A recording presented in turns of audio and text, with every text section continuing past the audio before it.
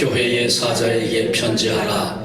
거룩하고 진실하사 다윗의 열쇠를 가지시니 곧 열면 닫을 사람이 없고 닫으면 열 사람이 없는 그가 이르되 볼지어다 내가 네 앞에 열린 문을 두었으되 능히 닫을 사람이 없으리라. 내가 네 행위를 아노니 내가 작은 능력을 가지고서도 내 말을 지키며 내 이름을 배반하지 아니하였도다. 보라, 사탄의 회당 곧 자칭 유대인이라 하니 그렇지 아니하고 거짓말하는 자들 중에서 몇을 내게 주어 그들로 와서 내 발 앞에 절하게 하고 내가 너를 사랑하는 줄을 알게 하리라. 내가 나의 인내의 말씀을 지켰은즉 내가 또한 너를 지켜 시험의 때를 면하게 하리니 이는 장차 온 세상이 임하여 땅에 거하는 자들을 시험할 때라. 내가 속히 오리니 내가 가진 것을 굳게 잡아 아무도 내 면류관을 빼앗지 못하게 하라. 이기는 자는 내 하나님 성전의 기둥이 되게 하리니 그가 결코 다시 나가지 아니하리라. 내가 하나님의 이름과 하나님의 성 곧 하늘에서 내 하나님께로부터 내려오는 새 예루살렘의 이름과 나의 새 이름을 그의 위에 기록하리라. 귀 있는 자는 성령이 교회들에게 하시는 말씀을 들을지어다. 아멘. 2013년 3월 17일 우리 교회가 첫 예배를 드린 날입니다. 그날로부터 시작해서 어느덧 설립 10주년을 맞아서 오늘 우리들이 여기서 하나님 앞에 예배하고 있습니다. 오늘 우리 교회를 향하여 주시는 말씀 같이 읽었는데 본문을 가지고 칭찬받는 교회, 이런 제목으로 말씀 나누려고 합니다. 2차 대전이 막 끝났을 때 미 해군 한 병사가 제대하자마자 자기 부모에게 전화를 했습니다. 어머니가 전화를 받습니다. 어머니, 내가 제대하고 이제 집에 곧 갈 텐데 같이 제대한 친구 한 명 데리고 가도 될까요? 물론이지, 얼마든지 데리고 와라. 그런데 어머니, 그 친구가 심하게 부상을 당했습니다. 그래서 다리도 하나고 팔도 하나고 눈도 하나입니다. 그러자 어머니가 잠시 생각을 하더니 물론 같이 와도 좋지, 그러나 너무 오래 있는 것은 좀 곤란하지 않겠니? 이렇게 말합니다. 이틀 후에 해군 제독으로부터 이 집에 전보가 왔습니다. 아들이 그만 호텔에서 뛰어내려 자살을 했다는 내용의 전보였습니다. 얼마 후 아들의 시신이 이 집에 도착을 했습니다. 그런데 이게 웬일입니까? 그 아들의 모습을 보니까 눈도 하나고 팔도 하나고 다리도 하나밖에 남지 않았습니다. 이 모습을, 아들의 모습을 보고 그 어머니가 실신하듯이 그렇게 통곡을 했습니다. 전화가 왔을 때 지금 아들이 무슨 말을 하는지, 어떤 상황인지를 바로 인식하지 못했기 때문에 이 엄청난 비극이 일어난 것입니다. 이 가정의 비극, 이 아들의 비극, 견딜 수 없는 이 어머니의 비극, 바로 인식하지 못했기 때문에 그랬습니다. 바른 인식, 대단히 중요합니다. 그런데 세 가지 바른 인식을 가지고 있었기 때문에 예수님께 칭찬을 받은 교회가 있었습니다. 그 교회 이름이 바로 본문에 나오는 빌라델비아 교회입니다. 참된 칭찬이라고 하는 것은 주님이 주시는 칭찬만이 참된 칭찬입니다. 고린도후서 10장 18절에 보면 옳다 인정함을 받는 자는 자기를 칭찬하는 자가 아니요 오직 주께서 칭찬하시는 자니라. 세상에는 사람들의 칭찬도 있습니다. 나 스스로 나를 칭찬하고 높이기도 합니다. 그러나 그건 다 거짓된 것이라는 거죠. 주님이 칭찬하실 때 그것이 참된 칭찬이다. 성도된 우리는 그러므로 사람들의 칭찬을 구하는 자가 되어서는 안 됩니다. 사람들이 칭찬할 때 그것 때문에 우쭐거리기도 하고, 사람들의 칭찬이 사라지고 책망과 비난이 오면 실망하거나 좌절하는 그런 삶이 성도의 삶이 아니라는 것이죠. 마땅히 우리 주님의 인정해 주시는 것, 우리 주님의 칭찬해 주시는 것, 그것을 사모하는 우리 한 분 한 분 되어져야 합니다. 그런데 소아시아 7교회 가운데 필라델비아 교회는 예수님께로부터 책망받은 일은 없었고 칭찬만 받았던 아주 모범적인 교회였습니다. 당시의 필라델비아 교회는 아주 초라하고 작은 교회에 불과했습니다. 그럼에도 주님의 칭찬하신 말씀대로 적은 능력을 가지고도 큰 일을 감당하여 역사상 가장 위대한 교회 가운데 하나가 됩니다. 교회를 연구하는 교회사가들은 이상적인 교회를 소개해 주십시오. 이상적인 교회는 어떤 교회입니까? 그렇게 물으면 기꺼이 오늘 이 본문의 필라델비아 교회를 말합니다. 필라델비아 교회가 가졌던 바른 인식 3가지는 무엇이기에 그것을 우리 주님이 그토록 기뻐하시고 칭찬하셨을까? 함께 살피면서 저와 여러분이 의미를 갖고 있는 복된 주일에 영적인 교훈을 받으려고 합니다. 그래서 우리도, 우리 온 세상 교회도 주님이 칭찬해 주시는 그날을 가슴으로 꿈꾸고 기다리면서 우리 교회가 이 땅에 존재해야 되지 않겠는가? 이것이 오늘 본문을 우리에게 주신 분명한 이유인 줄로 믿습니다. 자, 그렇다면 필라델비아 교회는 무엇을 인식했습니까? 필라델비아 교회는 첫째로 존재의 가치를 올바로 인식한 교회였습니다. 우리는 하나님께 선택되어 사랑받는 존재들이다. 곧 하나님의 자녀들이다. 나는 하나님의 아들이고 하나님의 딸이고 그렇다. 나 자신의 존재 가치를 바로 알 때 그 사람은 위대한 생애를 살도록 되어 있습니다. 본문 9절 하반절에 보니까 내가 너를 사랑하는 줄을 알게 하리라. 대적들을 그 앞에 무릎 꿇게 하심으로 하나님이 그 일을 하시겠다고 말씀하고 계십니다. 하나님께서 필라델비아 교회 성도들을 사랑하셨고, 이 사실을, 하나님이 사랑하신다는 이 사실을 필라델비아 교인들로 하여금 알기를 그토록 원하셨고, 마침내 필라델비아 교회 성도들은 하나님의 사랑받는 존재임을 알았습니다. 사랑의 능력 참으로 위대합니다. 불행했던 사람이 사랑을 받기 시작하면 행복한 사람이 됩니다. 천한 사람도 사랑을 받으면 존귀한 자가 됩니다. 무기력한 사람도 사랑을 받으면 생기가 넘치는 전혀 다른 인생이 되는 것입니다. 그래서 에리 프롬이라는 사람은 인간은 사랑을 먹고 사는 존재다, 그렇게 단정을 했습니다. 물론 누가 사랑을 해주느냐에 따라서 그 결과는 다릅니다. 만일 조직폭력배로부터 사랑을 받았다, 그거 곤란한 얘기 아니겠습니까? 만일 사탄으로부터 지극한 사랑을 받았다, 그 비극적인 얘기 아니겠습니까? 그런데 성도된 우리는 살아계신 여호와 우리 하나님으로부터 사랑받는 존재들이다. 본문이 그렇게 우리에게 도전하고 있습니다. 크신 하나님께서 내가 너를 사랑한다, 독생자 예수 그리스도의 십자가만큼 이 사실을 하나님은 계속해서 우리에게 알려오고 계십니다. 우리는 지금 사순절을 지나고 있죠. 다음 주가 고난주일이고 그 다음 주가 부활주일입니다. 이 사순절 긴 시간을 지나면서 또 고난주일도 맞이하고 부활주일도 맞이하는 이 일련의 과정, 그것뿐이겠습니까? 우리들이 교회를 통하여 신앙생활을 해나가는 그 과정 속에 하나님은 계속해서 내가 너를 사랑한다고 사인을 보내시고 계십니다. 그 증거가 예수 그리스도의 십자가다, 그렇게 말씀하십니다.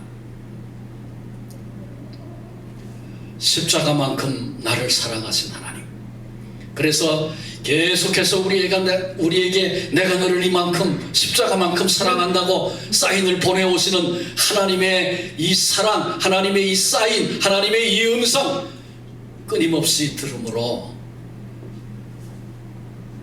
남은 생애를 살아가면서 내 존재가 어떤 존재인가를 바로 인식하고 하나님 앞에 아름다운 삶을 살아낼 수 있는 승리자들이 되시기를 바랍니다. 바울은 이 위대한 하나님의 사랑을 깨닫고 소리 높여 환호했습니다. 누가 우리를 그리스도의 사랑에서 끊을 수 있으랴.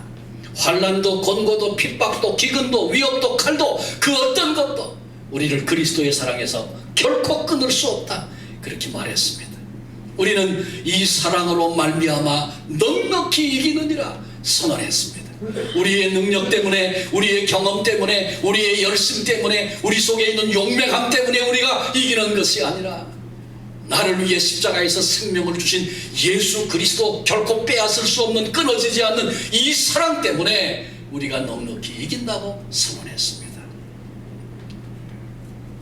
여러 해 전에 제가 하와이에 있는 YM 열방대학에 목회자들을 위한 DTS가 잠시 열렸어서 거기를 갔던 적이 있습니다.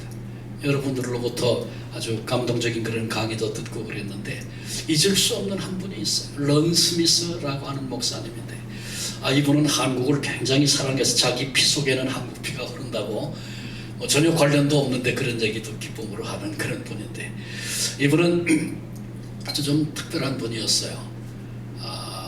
경험도 많고 또 참 깊은 그런 지식도 신앙도 가지고 있는 그런 분이었는데, 제 기억으로는 그 당시에 뭐 한 60쯤 되지 않았을까, 전후 될 것 같은데, 그분은 자기를 하나님이 부목사로 부르셨대요. 은사가 부목사다. 부목사로 부르셨기 때문에 지금도 저는 부목사로 사역하고 있습니다. 그렇게 처음에 당신을 소개하시더라고요.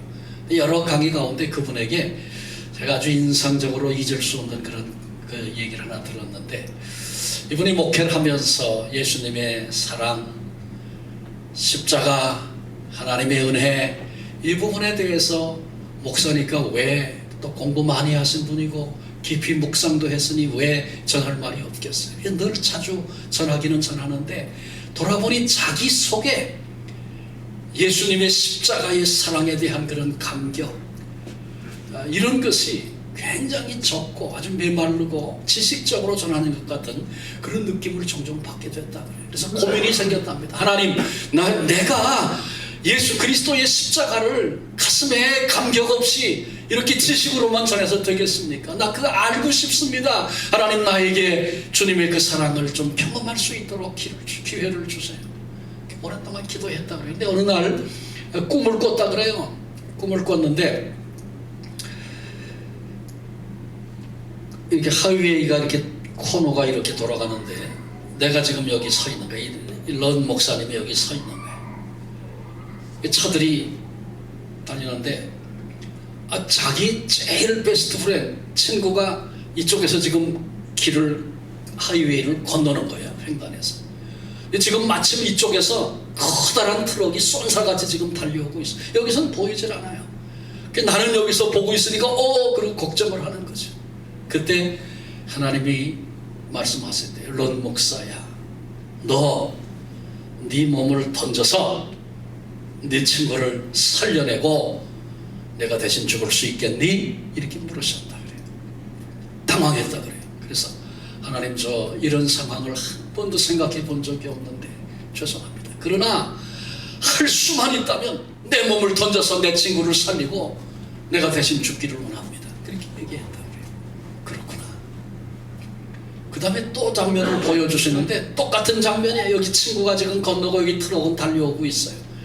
근데 이 목사님이 외동딸을 데리고 있는데 어린 딸을 이렇게 지금 손을 잡고 있다는 거예요.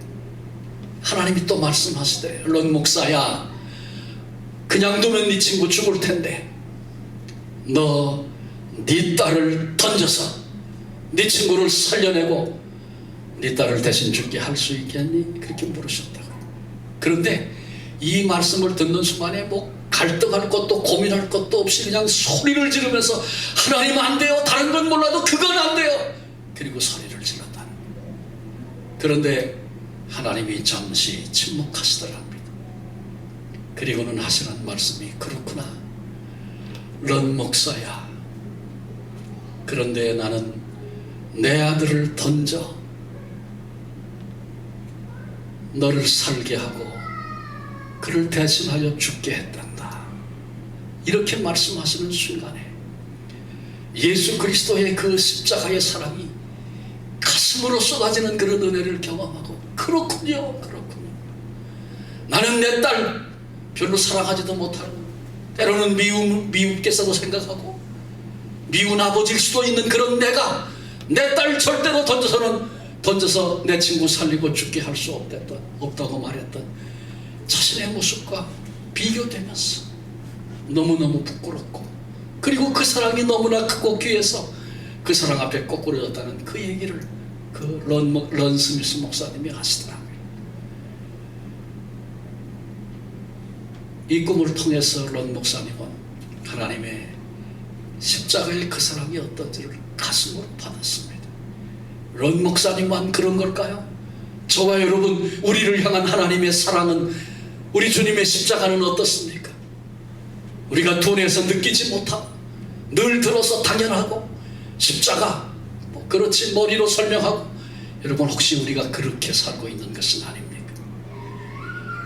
빌라델비아 교회는 하나님의 사랑받는 존재라고 하는 자기인식, 이것이 생기고 나니까 큰 힘을 얻어서 자그마한 교회였지만 위대한 교회가 되어지고 예수님께 칭찬받는 교회가 되었다는 것 다시 확인해야 합니다. 하나님이 우리를 사랑하신다는 그 증거가 바로 십자가입니다. 이 말은 언제든지 우리에게 능력이 되는 말이 아닐 수 없습니다. 십자가만큼 내가 너를 사랑한단다. 우리 모두 저를 위시해서 우리 모두 항상 한순간도 이 말씀의 음성을 잊지 않고 기억하는 복된 성도들이 되시기를 바랍니다. 나의 존재됨, 나의 가치를 인식하고, 하나님은 당신의 아들 독생자를 죽여서까지라도 나를 살려내고 나를 자녀 삼으려고 그렇게 가치 있는 존재로 나를 여기시고 그 은혜를 내게 주셨는데, 그 안에 담겨있는 새 힘을 공급받아서 오늘을 이기는, 그래서 마침내 칭찬받는 교회, 칭찬받는 성도 되어지시기를 주님의 이름으로 축원합니다. 아멘. 두 번째, 빌라델비아 교회가 인식했던 것은 환경에 대한 바른 인식이었습니다. 예외 없이 우리 인간은 모두가 다 환경의 지배를 받는 존재입니다. 환경이 인간에게 끼치는 그 영향은 지대합니다. 그러나 참 그리스도인, 참 신앙인은 환경도 뛰어넘는 사람들이어야 합니다. 8절에 보니까 볼지어다 내가 내 앞에 열린 문을 두었으니 능히 닫을 사람이 없으리라. 부활하신 주님께서 빌라델비아 교회에 말씀하시는데 내 앞에 열린 문을 두었다 이렇게 말씀하십니다. 내가 내 앞에 문을 열어놓았다 그 말씀이죠. 현재는 어떻습니까? 닫힌 것만 같습니다. 닫으려고 방해하는 세력도 있습니다. 그러나 어떤 방해가 있든지 현재 상황이 아무리 나쁘고 어떠하든지 결국은 반드시 우리 주님께서 우리 앞에 문을 열어주신다라고 하는 약속의 말씀입니다. 지금은 문이 닫힌 것 같습니다. 답답하고 힘이 듭니다. 그러나 그 문은 곧 열리고 말 것입니다. 열면 닫을 자가 없고 닫으시면 열 자가 없는 그가 이르시되 내 앞에 열린 문을 두었다. 여러분, 우리 주님의 강력한 의지가 여기 보여지지 않습니까? 주님이 강력한 의지를 가지고 반드시 그렇게 한다 선언하고 계십니다. 열면 닫을 자가 없습니다. 하나님이 여시는데 그 문을 누가 닫을 수 있겠어요? 그러나 하나님이 닫으시면 열 자가 없다고 말씀하셨어요. 그 권세를 가지신 우리 주님이 내 앞에 열린 문을 두었다고 강력한 의지를 가지고 선언하고 계십니다. 성도란 닫힌 문 앞에서도 낙심할 필요가 없습니다. 왜? 주님이 곧 그 문을 열어주실 것을 알기 때문에 그렇습니다. 카네기 사무실에 보면 그림이 한 점 걸려있다 그래요. 그 그림은 썰물이 빠져나간 황량한 바닷가에 낡은 배 한 척이 모래톱에 걸려 비스듬히 서 있는 절망스러운 그림입니다. 그런데 그 그림 밑에는 이런 글이 쓰여 있었다고 그래요. 반드시 밀물의 때가 온다.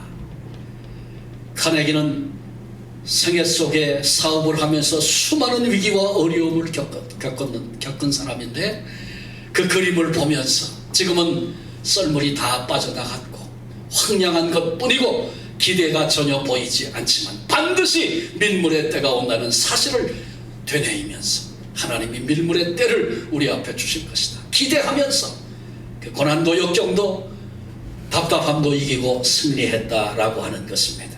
지금은 썰물의 때를 만나 힘들어하고 있는 성도님이 계십니까? 반드시 밀물의 때가 밀려올 것입니다. 기억하십시오. 문이 닫혀 지금 신음하고 있는 성도가 혹 계십니까? 반드시 그 문이 우리 앞에 열리는 날, 열리는 순간이 올 것입니다.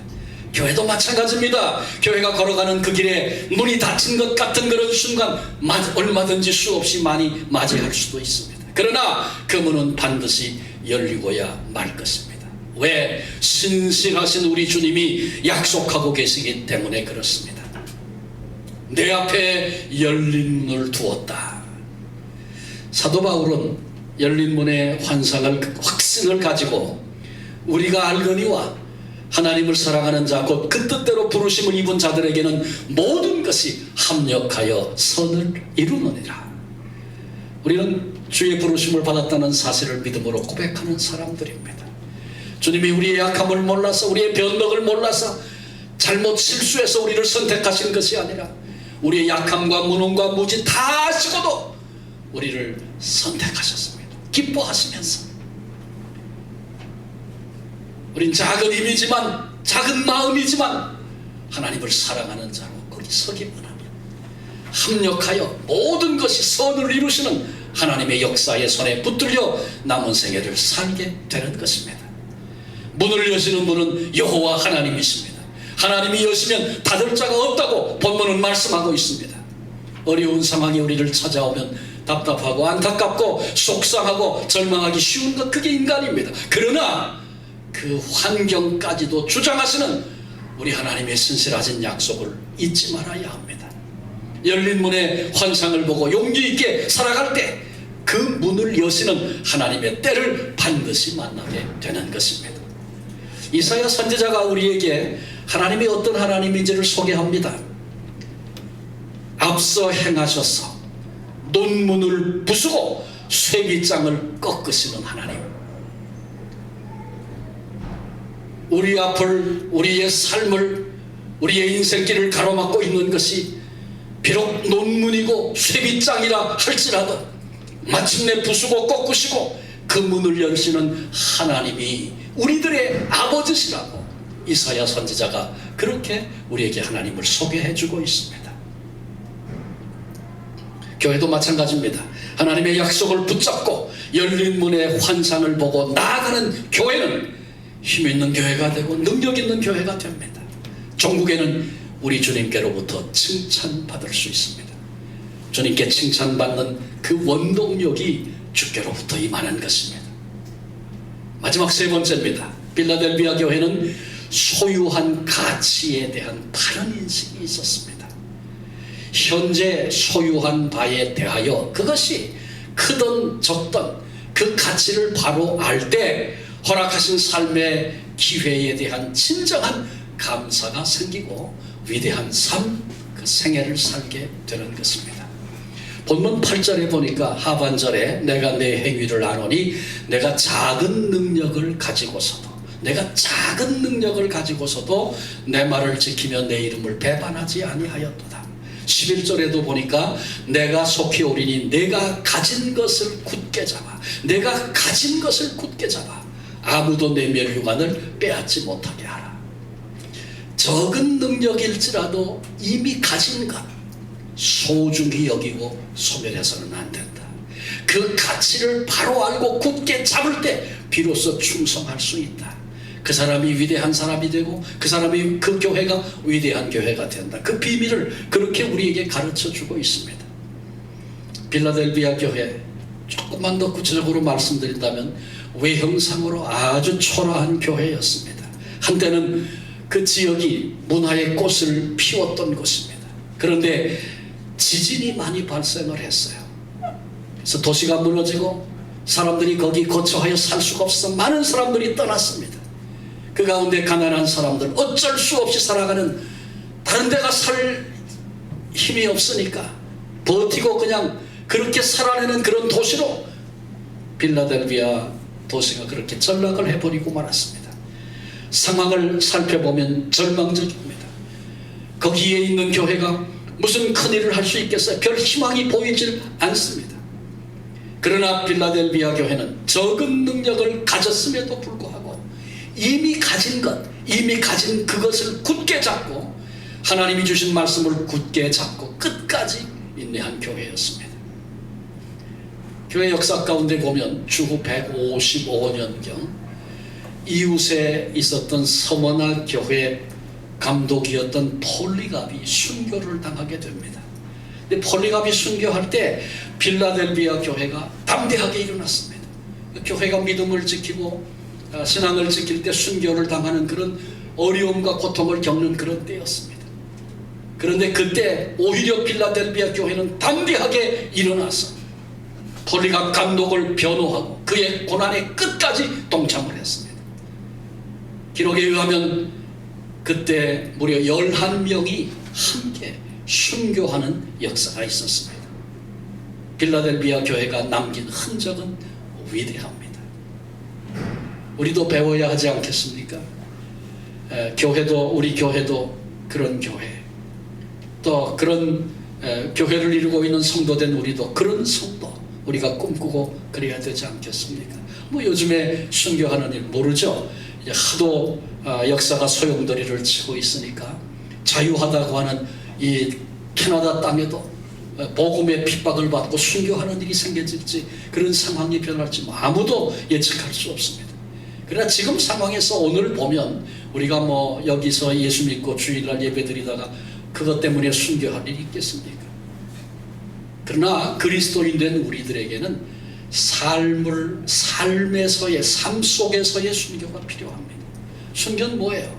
내가 죽는 거죠. 누굴 위해? 주님을 위해.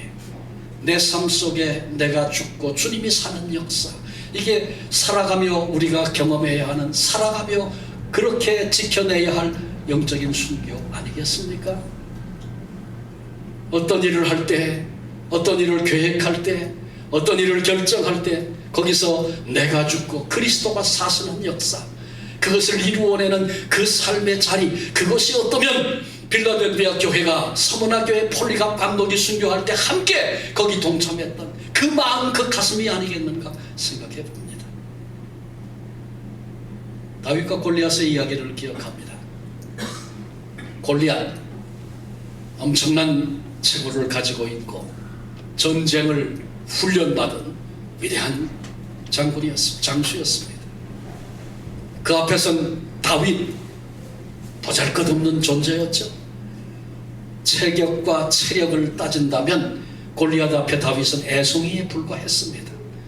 투구도 없습니다. 창도 방패도 갖지 못했습니다.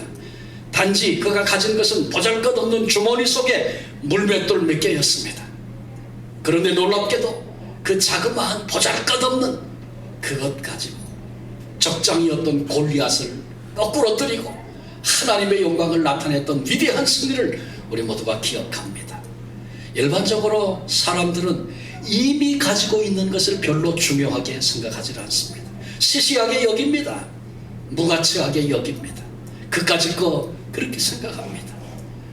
그런데 그것을 잃어버리고 나서 내 삶 속에 자그마한 일상적인 평범한 자그마한 행복, 그것도 없는 사람 어디 있어? 그러면서 그거 대수롭지 않게 여깁니다. 그런데 어느 순간 그것을 놓치고 잃어버리고 나서 그것이, 그 일상의 그 자그마한 행복이 얼마나 소중하고 귀한 것이었는가, 그때 가서 비로소 깨닫고 비로소 그 가치를 인식하고 후회한다면, 탄식한다면 그것은 얼마나 큰 비극이 되겠습니까? 이미 가진 것, 하나님이 이미 주신 축복, 은혜 굳게 잡지 못한다면 그것이 실패의 근본 원인이 된다는 사실을 결코 잊지 말아야 합니다. 우리는 이미 가진 것을 정말 귀하게 생각하고 계십니다. 우리 교회는 전부 연령이 많으신 어른들이에요. 여러분, 현재의 나이에 대해서, 내 지금 연령에 대해서 귀하게 생각하십니까? 아니면 불만이 많으십니까? 사람은 그런 것 같아요. 어렸을 때는 내가 언제 나이가 드는가, 젊다고 나이 어리다고 이 야단도 맞고 무시당하고 그러면, 내가 언제 어른이 되나, 내가 언제 좀 나이가 좀 드나, 이렇게 생각합니다.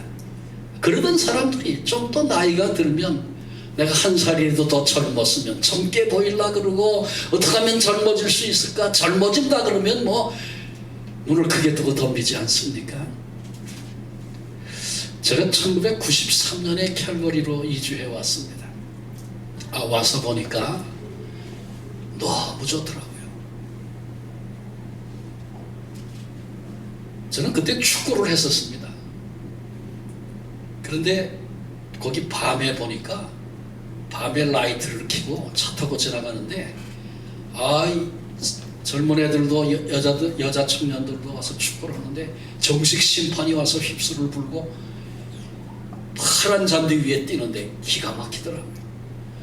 이것저것 이렇게 보면서, 여기는 정말 마음만 먹으면 훈련도 할 수 있고 얼마든지 성장할 수 있는 가능성을 갖고 있구나. 그러면서 그때 했던 생각이, 제 생각이 뭔지 아십니까? 제 마음속에 10년만 일찍 왔으면, 그런 마음이 들더라고요. 그때 제 나이가 40이었습니다. 아니, 지금 40이면 펄펄 날아다니고 못할 게 뭐 있겠어요? 근데 그때 제가 그랬어요. 10년만 일찍 왔으면. 여러분, 이게 우리 인간들이 가지고 있는 기준이고 가치관이고 생각이고 그렇습니다.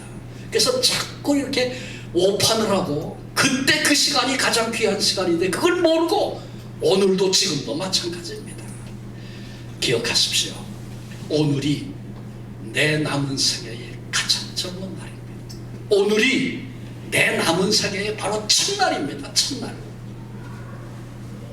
그래요. 내 남은 생애가 얼마인지 모르지만 오늘이 첫날인 거 아십니까? 첫날의 의미는 크고 중요하잖아요.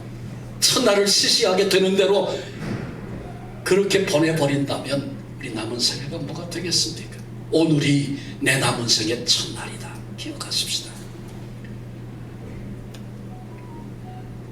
이런 것들 생각해 보니 제 마음속에 그런 마음이 들더라고요. 청년으로 젊어지고 싶지 않아? 그럴 수 있으면 어떨까? 이렇게 하는 얘기들이 있잖아요. 청년 되면 좋죠. 그때 못했던 것도 하고 싶고. 그런데 생각을 정리하고 나니까 그러고 싶지 않아요. 젊음과 오늘의 내 삶을 바꾸고 싶지 않아요. 왜? 젊었을 때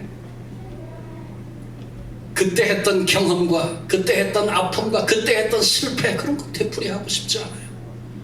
이제는 그런 것을 통과하고 나서 여기 와 있는, 여기에서 내 시선으로 바로 볼 수 있고 바로 선택할 수 있고 더 귀한 길을 걸어갈 수 있는 그 삶을 더 소중하게, 더 귀하게 봐야 되겠다, 그런 마음이 듭니다. 여러분, 내가 가지고 있는 건강, 내게 있는 시간 얼마일지 모르지만, 시간, 내가 갖고 있는 소유 혹은 직업, 은사, 내게 허락하신 아내, 허락하신 남편, 우리에게 주신 자녀, 내게 또다시 열어주신 기회들을, 이미 내게 주신 것들 소중히 여기고, 그게 얼마나 귀한 것인가, 그 가치를 올바로 인식할 수 있어야 합니다. 나아가 우리 교회에 이미 주신 것, 그것도 귀중히 붙잡아야 합니다. 그 가치를 인식해야 합니다.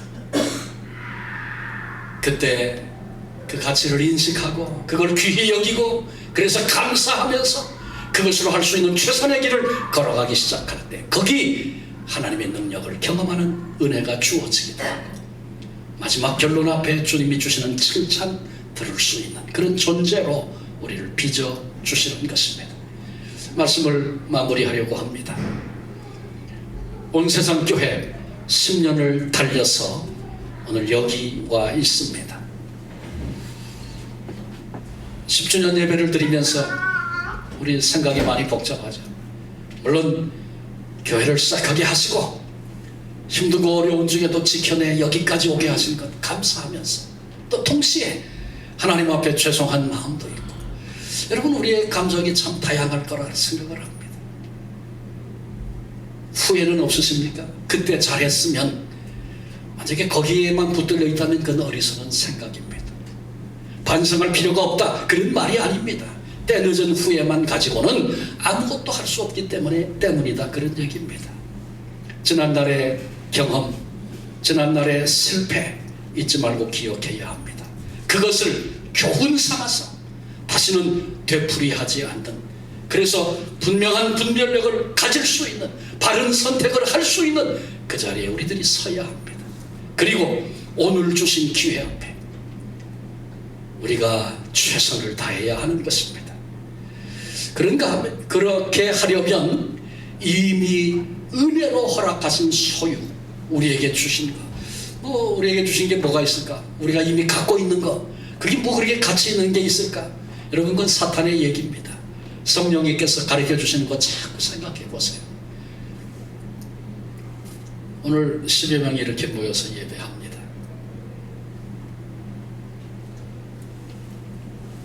그래서 우리가 인생을 이렇게 이제는 좀 되돌아볼 수 있는 여정의 어른들이 이렇게 모여서 예배하면서 하나님이 우리에게 도전을 주실 때 우리가 한 마음으로 묶어 나가는 거, 또 사람이 많으면 뭐 전부 의견도 나뉘고 그러잖아요. 근데 우리는 목표를 하나 정하고 생각과 마음을 모으면서 기도하면서 한번 그렇게 해봅시다. 이렇게 할 수만 있다면 아마 순간순간 시간 걸리고 그거 생각하다가 1년, 2년 시간 다 낭비하고 그러지 않고, 우리에게 주신 기회입니다. 우리에게 주신 마음들 귀중히 여기고 그렇게 붙들고 나가기 시작하면 하나님 앞에 바른 결단, 기도하면서 또 방향 수정하고 그렇게 나갈 수 있는 그런 스텝들이 우리에게는 오히려 더 쉽게, 더 가능하게 갈 수 있다. 그것도 소중한 거겠지. 한 분 한 분이 가지고 있는 인생의 경험들, 내가 마지막 하나님 앞에 섰을 때 너 뭐 하다 왔니? 그러면 내가 이 세상에 살던 거 그거밖에는 얘기할 게 없다면 부끄럽지 않겠어요? 근데 그 모든 경험을 가지고 주님이 원하시는 게 뭘까? 또 질문해 보면서 우리의 모든 삶과 경험을 주님이 기뻐하시는 그런 것들을 향해서 우리가 살아낼 수 있다면 그 우리에게 큰 장점이 될 것입니다. 10주년 예배를 드리면서 언제든지 그런 거죠. 10주년 예배를 드릴 때는 또 다른 10년을 생각해야 하는 겁니다. 우리 나이 많아서 또 다른 10년 생각하기 어렵습니다. 여러분, 그러지 마세요. 또 다른 10년을 향해서 일어나 소중한 마음으로 주신 것들 귀중히 여기며 그렇게 나가다가 중간에 부르시면 그거 실험하다가 가면 감사한 거죠. 그러면 할렐루야 찬송할 수 있지 않겠습니까? 우린 나이 많아서 10년 필요 없습니다. 그리고 되는 대로 사시겠습니까? 10주년을 예배하면서 하나님, 우리 나이 많아도 또 다른 10년, 우리 미래의 10년을 꿈꾸며 한번 살아보겠습니다. 이런 출발의 기회가 되어야 하지 않겠습니까? 그런 가슴과 마음과 출발이 있어야 주님께 칭찬받는 성도가 되고 주님께 칭찬받는 교회가 될 수 있는 것입니다. 이스라엘 관문이라고 할 수 있는 텔아비브 국제공항이 있습니다. 그곳에 가면 누구나 볼 수 있는 자리에 큰 돌에다가 글자를 새겨놨습니다. 벤그리온 인터내셔널 에어포트. 벤그리온 누굽니까? 1948년 이스라엘이 나라를 이룬 지 무려 2000년 만에 독립을 하게 됩니다. 벤그리온이라는 사람은 그 당시에 초대 수상 겸 국방상을 지낸 사람입니다. 이스라엘 사람들은 벤그리온을 국부라고, 나라의 아버지라고 그렇게 칭하며 존경을 드리는 그런 사람입니다. 근데 이 벤그리온이 그 당시에 이런 말을 남겼다고 그래요. 우리는 이미 2000년을 잃었습니다. 이제 더 이상 잃어버릴 시간적 여유가 없습니다. 잃어버린 2000년을 안타까워하면서 하나님이 우리 앞에 주신 기회라고 그 기회를 소중하게 붙잡았던 벤그리온이 이스라엘을 다시 일으켜 세우는 일에 귀하게 사용이 되고 그런 많은 사람들로부터 존경을 받게 된 것입니다. 우리도 정신을 차리고 우리의 남은 생애, 남은 세월, 남은 기회 잃어버리지 않고 살아가려면 오늘 세 가지 바른 인식 때문에 주님께 칭찬받았던 빌라델비아 교회와 같이 존재의 가치를 바로 인식해서 우리가 함께 예배하고 있는 당신들이 다 각각 서로를 향해서 하나님의 사랑받는 귀한 존재들입니다. 그렇게 느끼고 그렇게 보고 그렇게 인식할 수 있는. 두 번째로 환경에 대한 바른 인식. 우리 앞에 답답하고 어렵고 힘든 것 수없이 많이 있죠. 개인적인 인생의 삶이 그러하고 우리 교회가 오늘 당면한 문제도 그렇지 않습니까? 그런데 그런 우리를 향해서 내가 네 앞에 열린 문을 두었다. 열린 문의 환상, 환경에 대한 바른 인식. 눈에 보이는 거 이거 다 틀렸어. 그러면 틀린 거죠. 그런데 이런 어렵고 힘든 환경 가운데 거하고 있는 우리들을 향해서 내 앞에 열린 문을 두었다고 열린 문의 환상을 우리에게 말씀하시면서 환경에 대해서 바로 알아야 된다. 눈에 보이는 게 다가 아니다. 오늘 지금이 결론이 아니다. 우리 앞에 결론을 낼 또 다른 시간이 있다고 말씀하십니다. 세 번째로 소유, 내가 가지고 있는 것들에 대한 가치를 바로 인식해야 합니다. 그게 비록 적은 것이고 보잘것없는 것이고 그까짓 거 없는 사람이 어디 있어. 다 그렇게 여기는 것이라 할지라도 그것 붙잡고 감사하며 그것으로 하나님 앞에 충성하기 시작할 때,